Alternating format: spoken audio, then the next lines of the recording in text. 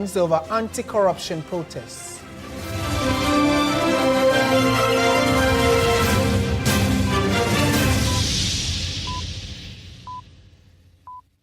We're live around the world on 3news.com. We love to hear from you, so do let's just hear from you in the comment section.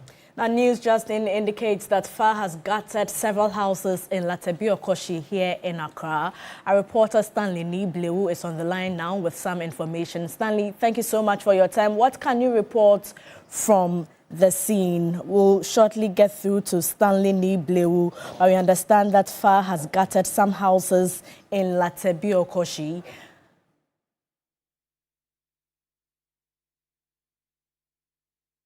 And for the second time, the vulnerable European town rails at Sekondi has been reduced to ashes. A fast-moving fire on Tuesday dawn ravaged the area, claiming approximately 50 makeshift homes and a church, deepening the plight of its residents. Irama Smith has more. European town rails is a slum made up largely of makeshift wooden structures, with a seedy reputation of hosting drug peddlers and prostitutes. This has been of great concern to the local authorities and community leaders who have tried unsuccessfully to clear them. This fire incident hauntingly mirrors a nearly identical one 3 years back during a failed attempt by city authorities to clear the informal settlement. Amid the smoldering ruins, stories of losses emerge. Eyewitnesses draw parallels to the previous disaster and have called for a thorough investigation into the recurring incidents. I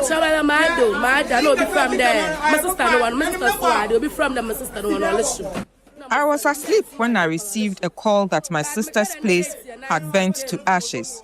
And when I came around, it was true. But what I don't understand is exactly 3 years ago, on the 9th of September, we experienced a similar fire incident. It has to be investigated.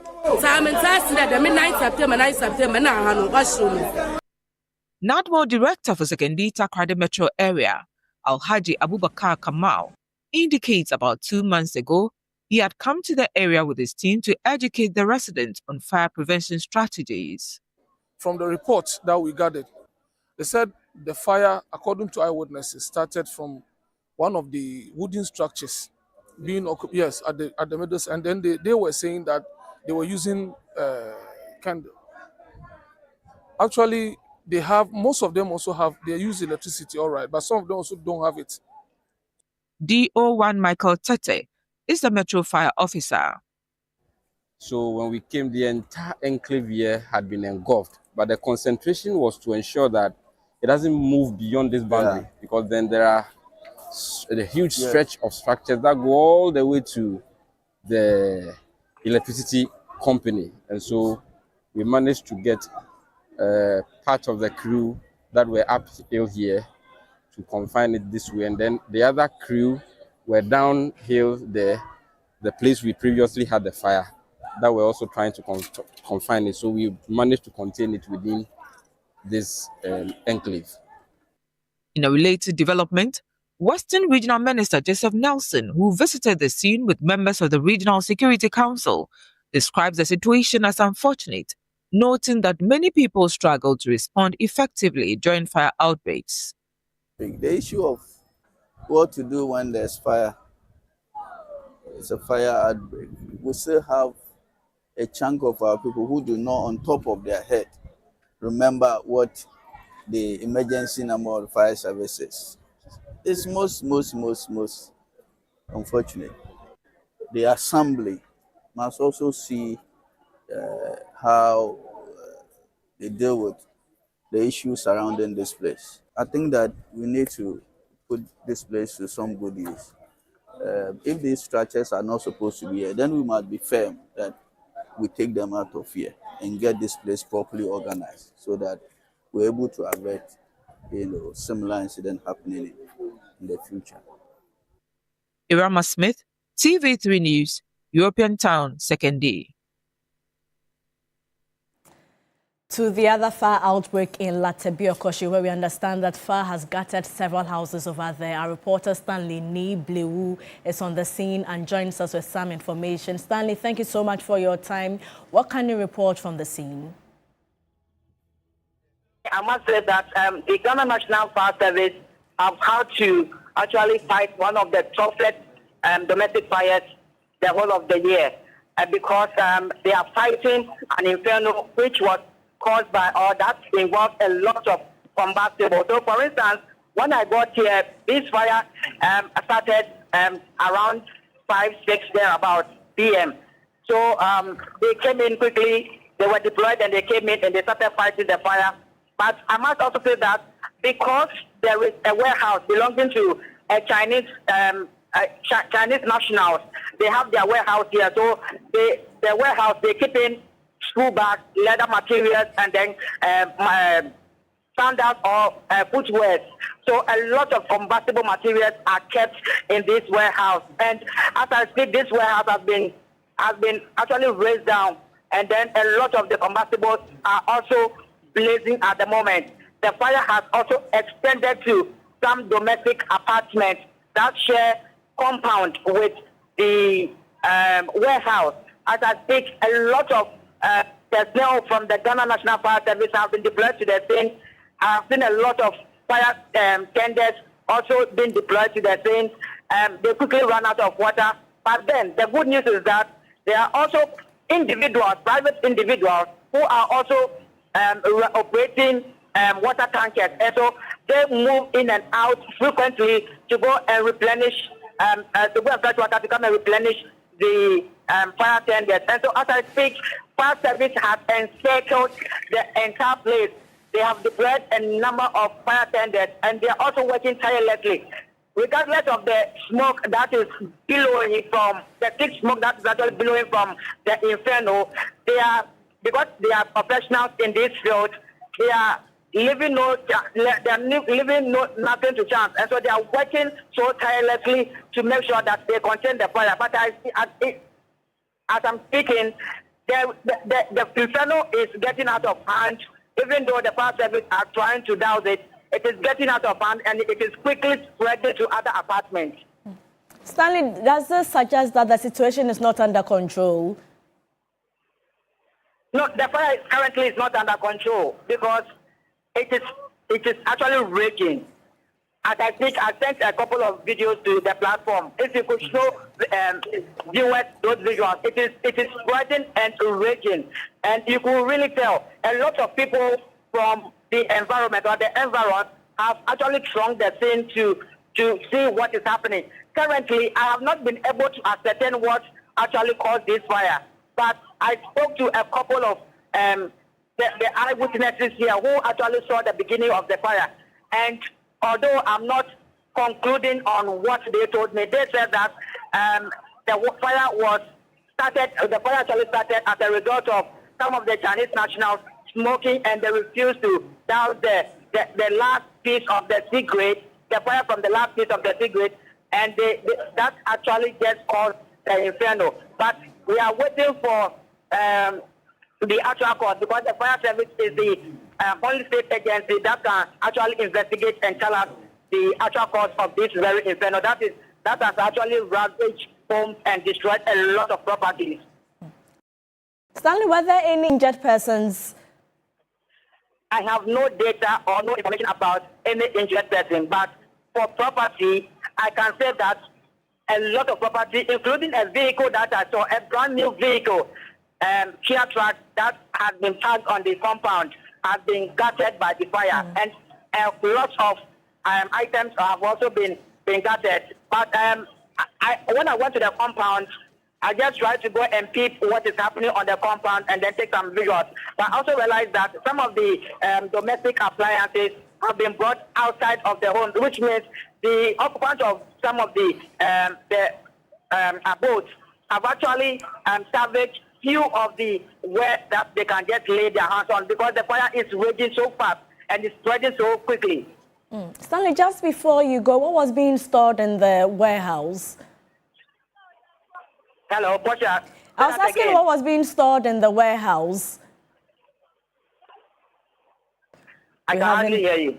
We're having difficulty reaching Stanley Niblo, but he just confirmed the fire outbreak at Lartebiokorshie, which started from a Chinese warehouse. We will get back to him and update viewers. All right, so we shift our attention to some other stories this evening. The Electricity Company of Ghana, ECG, is proposing a 224% increment in its distribution service charge over the 2025 to 2030 tariff period. Should the Public Utilities Regulatory Commission, PURC, approve this, the sale projection of the power provider is expected to increase from over 18 billion cedis to 22 billion cedis, with an average annual growth of 8% through up until 2029. George Quinning sat through that deliberation between the utilities and PURC and has come through with this report. The last major tariff review was in 2022. We need to keep the lights on. We need to ensure that we have electricity for industry, for the economy to run, for domestic use, for consumers to be comfortable. And it needs a lot of work. The quality of service is key, but we have a very difficult work to do. Taking the balance between ensuring that the service is of good quality and also ensuring that the utility is financially viable. For the Electricity Company of Ghana, ECG, major investment in ensuring power reliability justifies a 225% increment. The proposed increment in the distribution service charge is from the current 19.0875 pesos per kilowatt hour to 61.8028 pesos per kilowatt hour. Should the proposal be approved, 3 million smart meters will be deployed for replacement and new service connections. In other proposals, ECG expects PURC to collapse tariff bands, 2 bands for residential and flat rate for non-residential. In tariff determination, the power provider wants the Commission to adopt Bank of Ghana's exchange rate. If you take our books of accounts, you will realize that the generation cost alone and the sales, ECG is into loss. In other words, the generation cost of ECG is even higher than the sales that we make.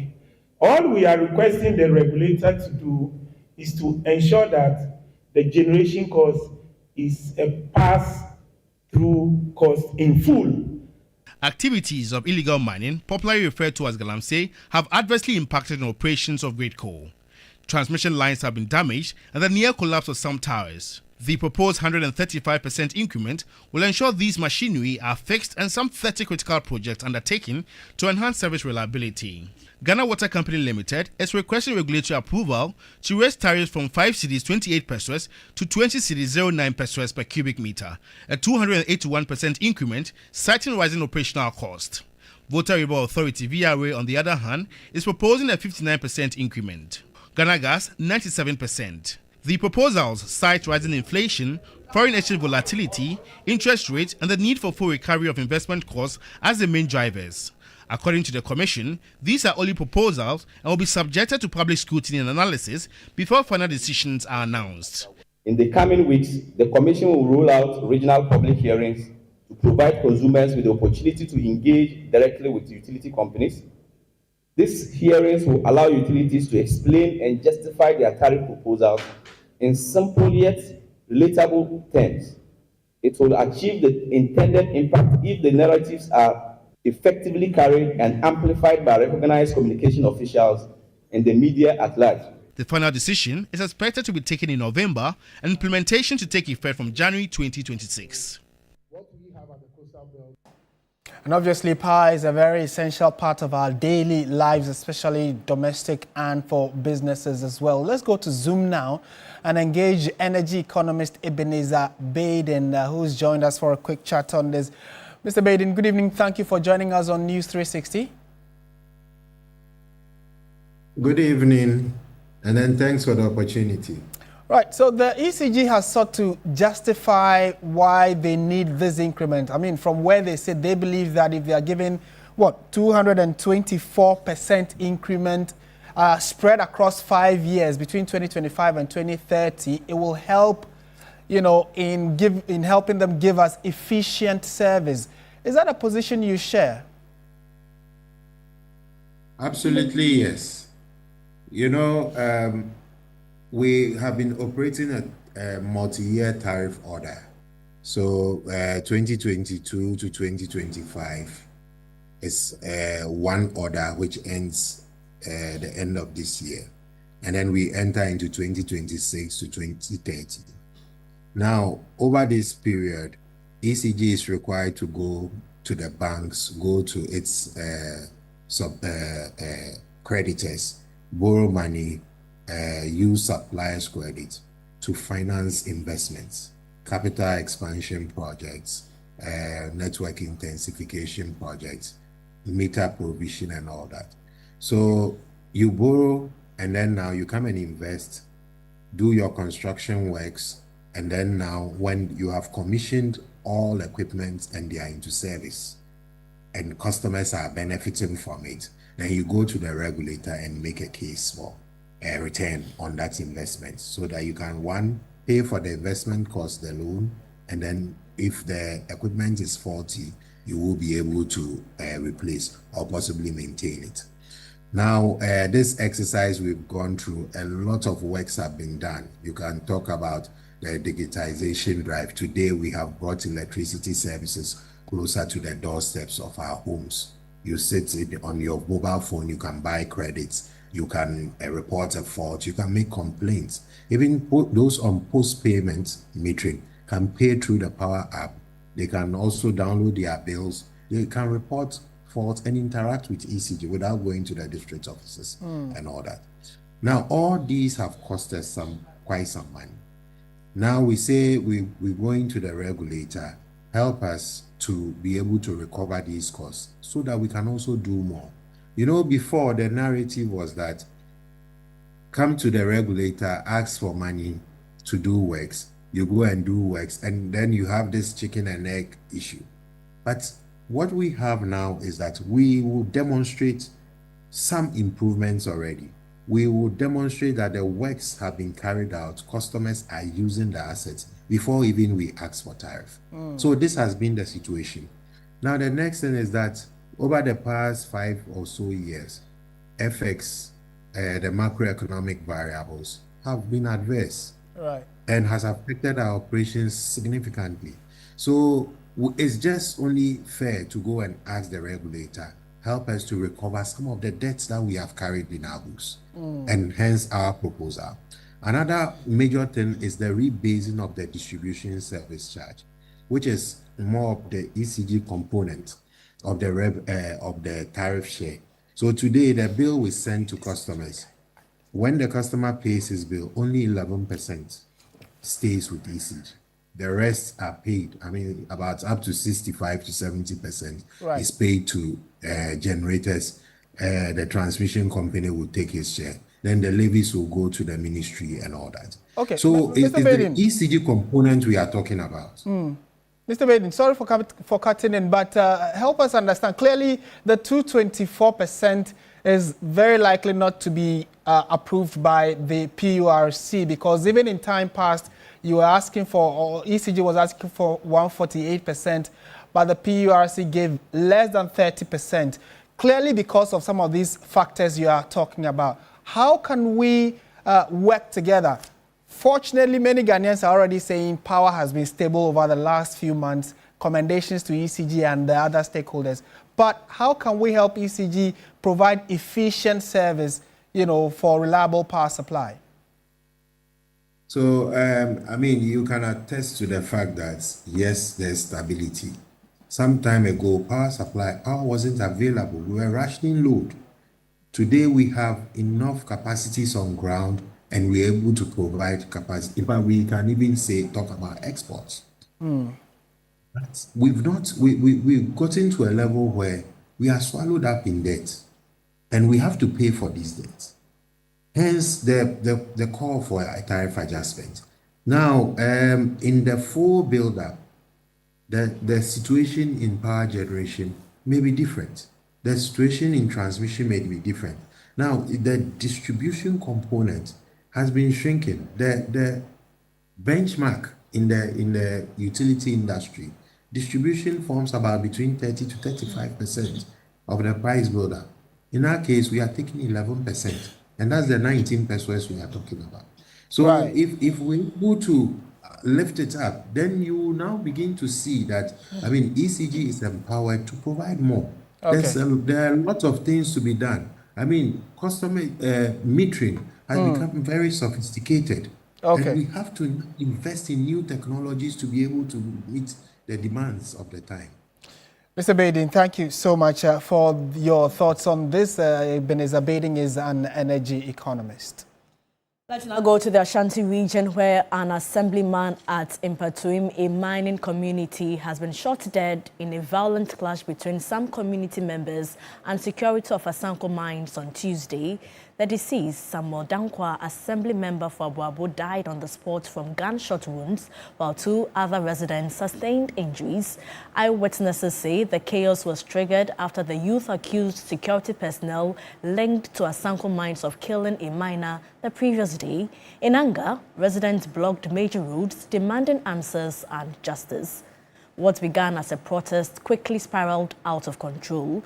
Dispute over concession has intermittently resulted in casualties, with some recording fatalities. On Saturday, a similar confrontation with some military personnel at Tontokum was quelled with swift intervention by the Ashanti Regional Security Council. Meanwhile, there is confusion following a recent death which triggered the latest incident. Kwesi Bonso, a miner, died under bizarre circumstances. Locals suspect a foul play. Some eyewitnesses have been speaking to the media.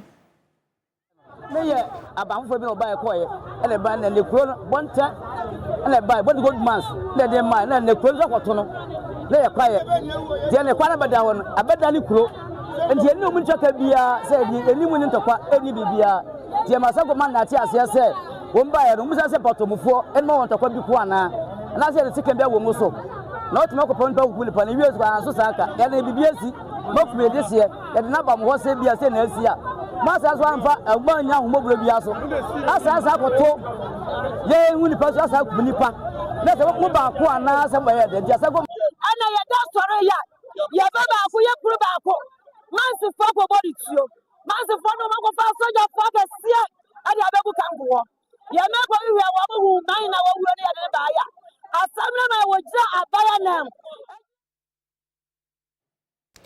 Let's shift our attention to some other stories now. An Accra Circuit Court has remanded the Bono Regional Chairman of the New Patriotic Party, Kwame Bafo, also known as Abronye, into police custody. Abronye was arrested on Monday in connection with alleged offensive conduct deemed conducive to the breach of peace. His detention followed an invitation by the Criminal Investigations Department, the CID, where he was questioned by investigators for hours. He was then put before the Circuit Court, where he was denied bail and remanded to appear before court on Friday. The arrest comes days after he publicly sought political asylum in 8 countries, including the United States of America, the United Kingdom, France, Italy, Canada, Spain, Germany, and Cote d'Ivoire. The Bono Regional MPP chair alleged that political persecution was part of his reasons and that there were threats on his life, from which reason he believed that he needed some protection. He alluded that the IGP was behind the threats on his life.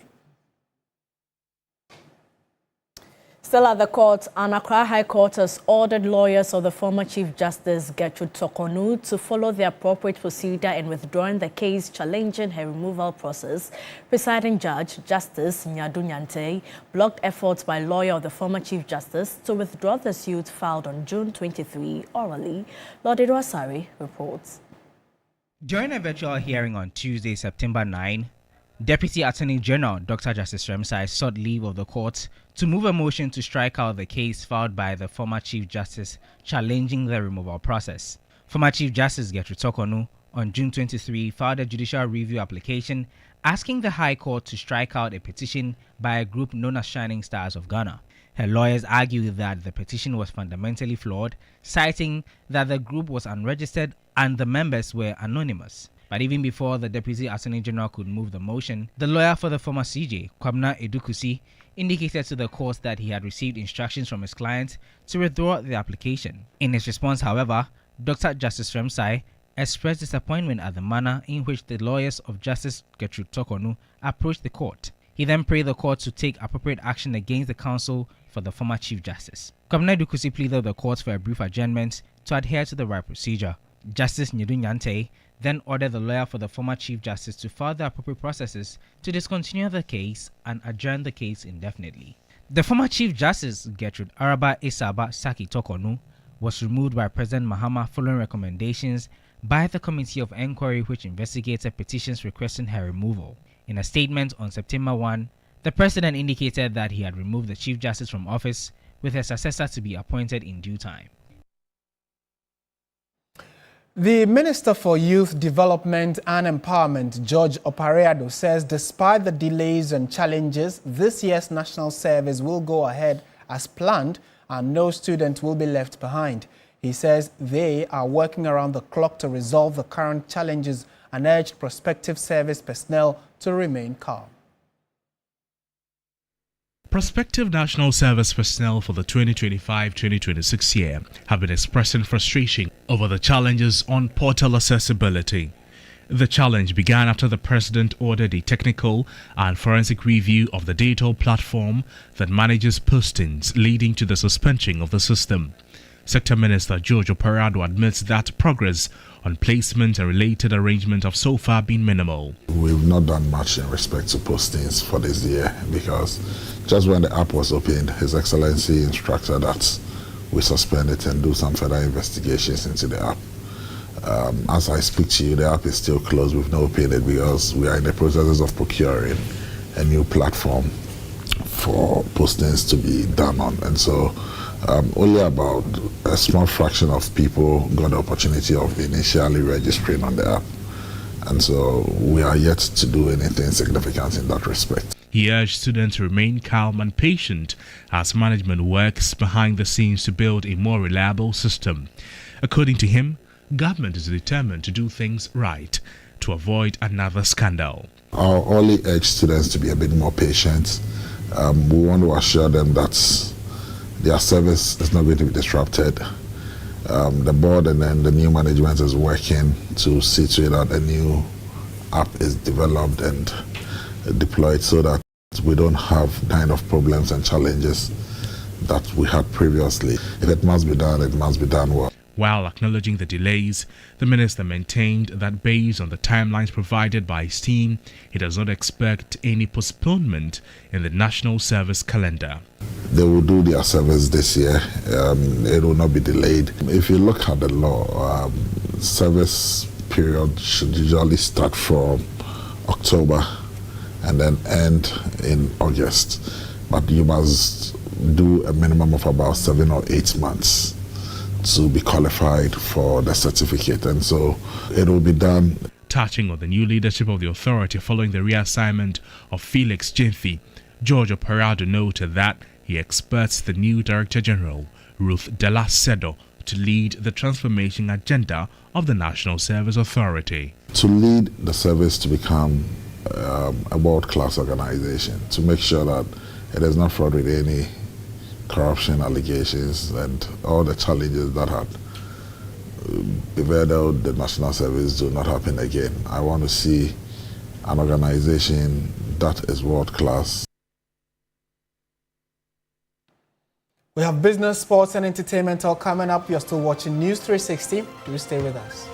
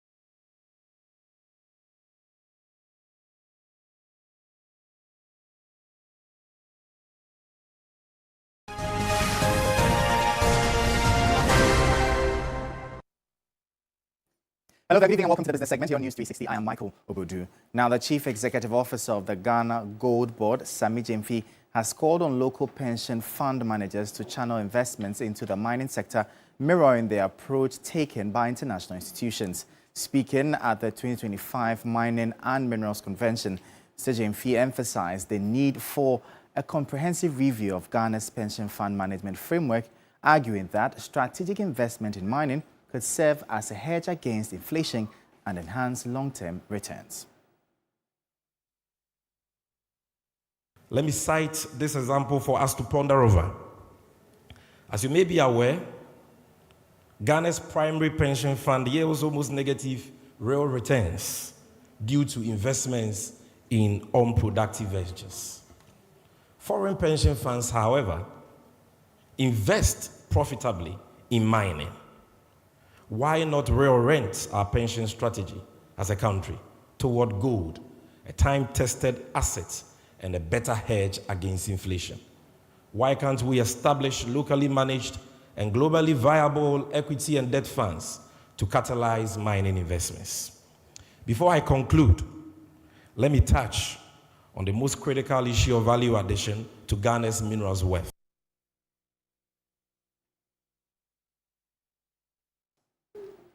Now, government says it is committed to accelerating Ghana's energy transition agenda by expanding renewable energy solutions to underserved communities. Energy and Green Transition Minister John Abdullahi Jinapor, whose speech was delivered on his behalf by his deputy, Richard Jan Mensah, disclosed this at the media launch and official opening of nominations for the 9th Ghana Energy Awards in Accra. The Deputy Minister, Richard Jan Mensah, highlighted that Ghana's rural electrification drive has yielded results, with mini-grids commissioned in some communities, supplying clean energy to over 3,700 residents in Adam municipality. Feasibility studies have also been completed for 125 island and lakeside communities in the Afram Plains area, with a planned investment of over $100 million to extend electricity to some of our most remote populations. The minister also reaffirmed government's commitment to green public infrastructure through its flagship Government Goals Solar project. We have embarked on an ambitious green transition agenda. Over 200 megawatts of solar power projects are currently being rolled out across the country, including a 25 megawatt floating solar plant at the Bui Hydro Station. Organizers of the Ghana Energy Awards say this year's event will spotlight outstanding contributions to Ghana's energy transition. Henry Taino is Chief Executive of Energy Media Group. A transparent, fair and robust competitive process remains essential to our mission. In this spirit, we are proud to announce a new and important endorsement from Chamber of Oil Marketing Companies, COMAC. This partnership will further enrich our engagement and deepen our impact across the sector. The upcoming Ghana Energy Awards is themed Repositioning the Energy Sector as a Pillar of National Development.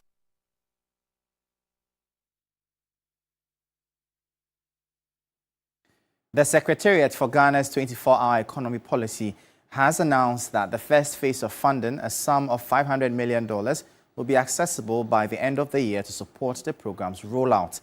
The announcement was made by the Director of Innovative Finance, Partnership and Markets, Dr. Ishmael Ni Amano-Dodu, during the annual general meeting of the Greater Accra branch of the Association of Ghana Industries, AGI. The entire initiative is estimated to require $4 billion for its full implementation. This initial tranche is part of a broader strategy to mobilize funding for the program, which is designed to promote productivity, create jobs and transform Ghana into a more resilient, export-led economy by encouraging businesses to operate around the clock. 100 million is the institutional capacity of the 24-hour economy authority that needs to be stand, and the 300 million is the viability of seed funding to leverage the 4 billion coming. You must understand that this business, you have to show us skin in the game. You cannot have a certain elaborate program where you don't show any skin in the game. So it's a very fundamental business process, and this is what the government had committed to do. To address financing and other cost challenges, Director of Innovative Finance, Partnership and Markets, Dr. Ishmael Ni Amano Dodu, noted that the 24-hour Economy Secretariat is collaborating with key financial institutions to establish a more favorable financing ecosystem. SMEs can access. It would be long-term, 3 to 5 years maturing. It will help you to build your equity. It's underwritten by some insurance guarantees that we put together to ensure not just the financing, but also ensure the product of the SME. But it's also of an interest rate. The Bank of Ghana were pushing an ambition of 10%. Maybe, hopefully, we can get it within that range or lower than that. While the 24-hour Economy Secretariat has labeled the SME financing facility as apolitical, the Association of Ghana Industries, AGI, has expressed skepticism. The chairman of the Greater Accra branch of the AGI, Chonam Akpelu, noted that the association's skepticism is rooted in a history of government-led initiatives failing to be applied equitably. Our members are not partisan. They are not interested in the party politicking of the day. They just want to build industry, build factories that to employ the many young people that are unemployed. For us, we just want them to create standards that our members are able to need so that they can access these facilities. The commercial banks currently focus heavily on short-term loans. Short-term loans are only good for buying and selling. If you want to build industry, you need long-term financing. We need to see 25-year financing, 10 years financing. The 24-hour economy will soon change from a secretariat to an authority. Of the gallant 8 who lost their lives in the recent helicopter crash, Glyco General has donated 100,000 Ghana cedis to the Ghana Air Force to support their families. Glyco General has donated a sum of 100,000 Ghana cedis to the Ghana Air Force as part of efforts to honor the memory of the gallant 8 who lost their lives in the line of duty. The donation forms part of Glyco's long-standing commitment to its corporate social responsibility and its promise to cushion you for life. Managing Director of Glyco General Andrew Echamponche appealed to government and the nation to make insurance a priority. We call on government, ministries, departments, and agencies. Make insurance not a luxury, but a necessity. We call on Parliament, strengthen enforcement of existing laws so that compliance is not optional. We call on insurers to continue to innovate, to partner, and to make protection affordable and accessible. And we call on the people of Ghana, see insurance not as an expense, but indeed as an investment that gives you the peace of mind, family security, and brings national stability. Chief of the Air Staff, Air Vice Marshal Eric Ejen Frimpong, shared their gratitude. It shows that you always have our back when, of course, Glyco exists for times like this. It's a gesture that I know will go a long way to support the family. And then at this point, let me also assure you that whatever donation you're making will go right to where it's supposed to go. The event ended with a renewed pledge from Glyco General to continue cushioning lives through initiative insurance products while honoring the sacrifice and legacy of the gallant 8.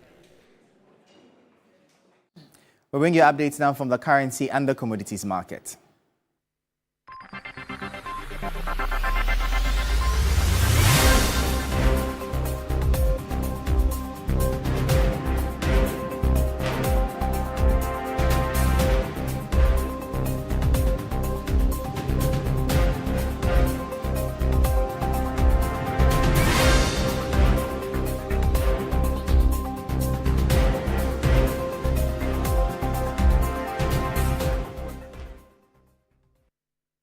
And that'll be all for the business segment here on News 360. I am Michael Obodu. Thank you for watching. Up next, the sports.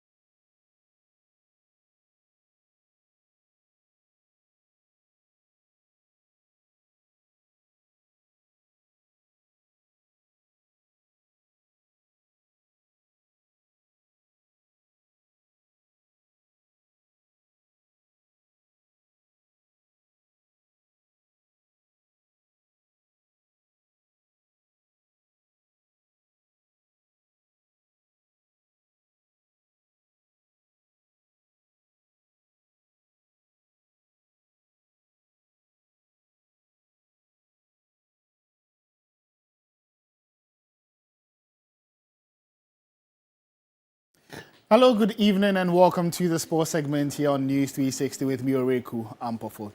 Let's head straight into it, where Ghana ended the September international window with a laboured 1-0 victory over Mali to boost their chances of qualifying for the 2026 World Cup, with the Black Stars firmly on top of Group I ahead of the final round of matches in October. 3 Sports recounts the key moments from the Accra Sports Stadium. Erupted at the Accra Sports Stadium after the final whistle. It felt like more than a win for Ghana.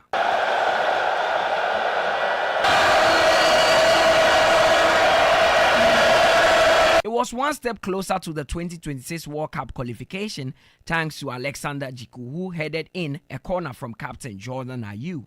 It was not smooth sailing though, as the Black Stars defended with their lives. Coach Otto Addo, a man under pressure from Ghanaians after the shocking draw against Chad, breathed a sigh of relief. Young squads and players who haven't been playing often for the national team so far, and we were a little bit nervous here and there. But after 50 minutes, I think we got good into the game. The game was even, but with a little bit of upper chances for us. Yeah, at the end it stayed really, really hot till the last minute, and yeah, I think we really fought well, especially a big thanks to the defense. His opposite number, Tom Sefie, now has a bigger mountain to climb. With first place off the table, he will be hoping to guide his side to one of the 4 best second place finishes. First of all, I have to say congratulations to all the people in Ghana with the victory. It was a fantastic atmosphere in the stadium. Ghana didn't play with 11, but they played with 12 or 13, and that helps the team. I think first off, our goal was clear. We wanted to maintain a 0-0 because we knew if we'd score early, Ghana could bounce easy back. With Ghana firmly at the top of Group I with 19 points, fans are already setting their sights on USA. Oh, I feel good. Like, this is my first time watching something like this, so I feel good. Oh, really? Yeah. And do you feel like the Black Stars can qualify for the World Cup? Yes. Which player impressed you on the pitch the most? Kudus. Ah. Yeah. Did you enjoy the game? Yeah, I did. You did? It was very nice. Which footballer impressed you today? Kudus. Why him? Oh, he did really well. Yeah.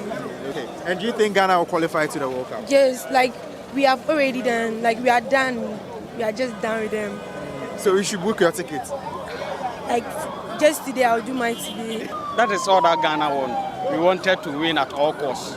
Because before the game, we were all 16. Ghana and Madagascar were all 16. So we needed this 3 points badly to ensure that our qualification to Canada, US, or the 2026 World Cup is secure. Impressive performance. Sherman, what's your name? Everyone's plug. You can see everyone's plug. How did you feel about this game? This match was very nice. It was a very, it was a destiny-changing moment. We were looking forward to winning this match, and then it happened. And do you think the Black Stars will qualify to the World Cup? Oh yeah, eventually we'll qualify. Cool chopper will qualify. Hey, cool chop for the Black Stars. Cool chop. Are you booking your tickets? Oh yeah. I'm booking my tickets. Team USA, we are all here. Come. Team USA. Team USA. Ghana technically needs 4 points from their remaining 2 matches to qualify for their 5th World Cup. With a positive end to the September window, there will be optimism that the players will finish their job in October against Central African Republic and Comoros.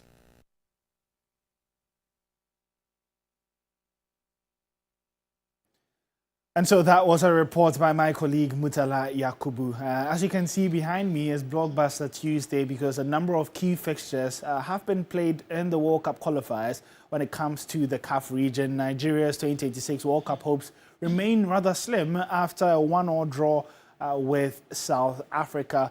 And Senegal, they came from 2 goals down, surprisingly, to beat DR Congo by 3-2 in Kinshasa. So a very, very big victory for them. That actually takes them top of their group as well. It's currently 0-0 between Ivory Coast and Gabon, 1 point separating those 2 sides as well.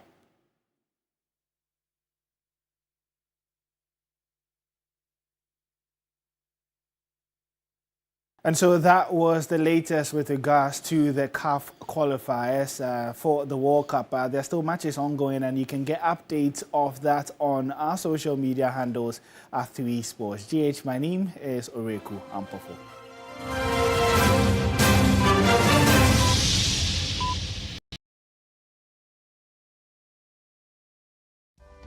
In my line of work, a confident smile is everything. Kale Charcoal Toothpaste keeps me on top of my game and ensures my smile is always radiant and bright.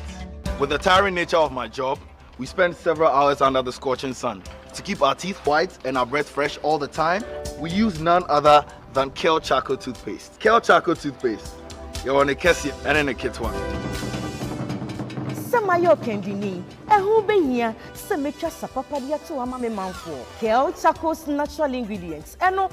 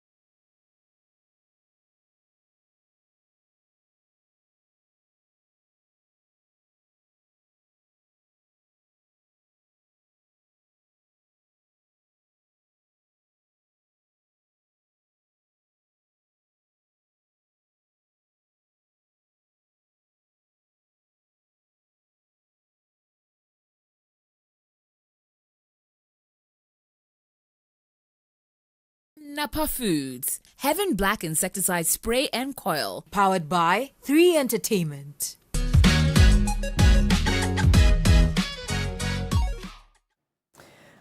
Coming up, entertainment tidbits.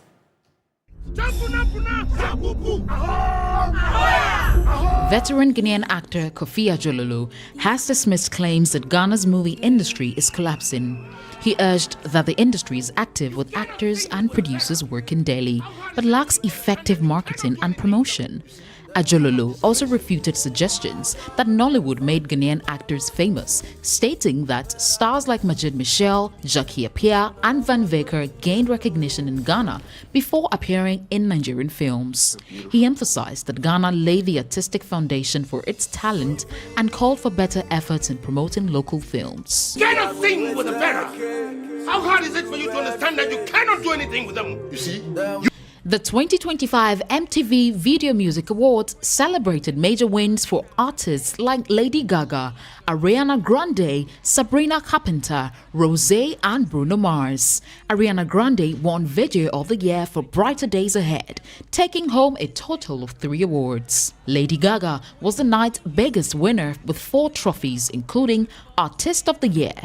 Despite a recent vocal strain that led to a cancelled show in Miami, she accepted the award remotely before performing Abracadabra and the Dead Dance live from Madison Square Garden. And to my partner in all things, Michael. Creating this year with you was a beautiful, beautiful dream. Time now for international news.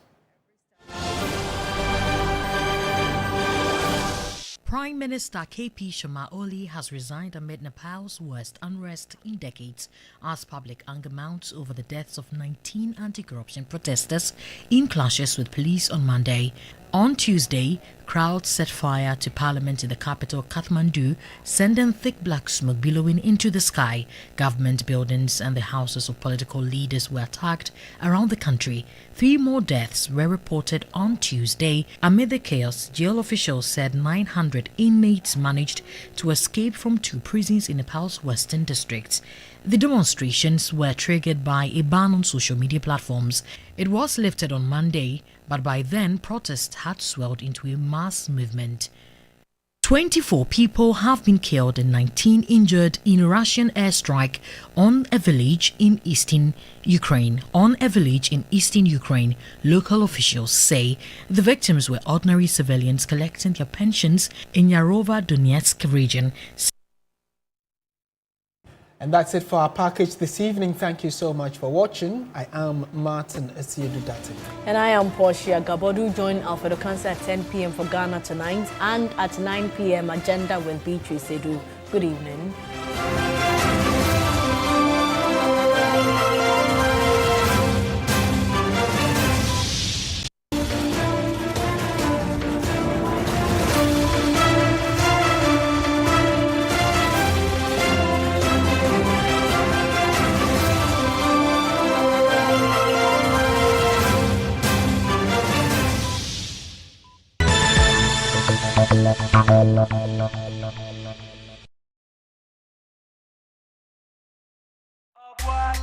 Barman, 442.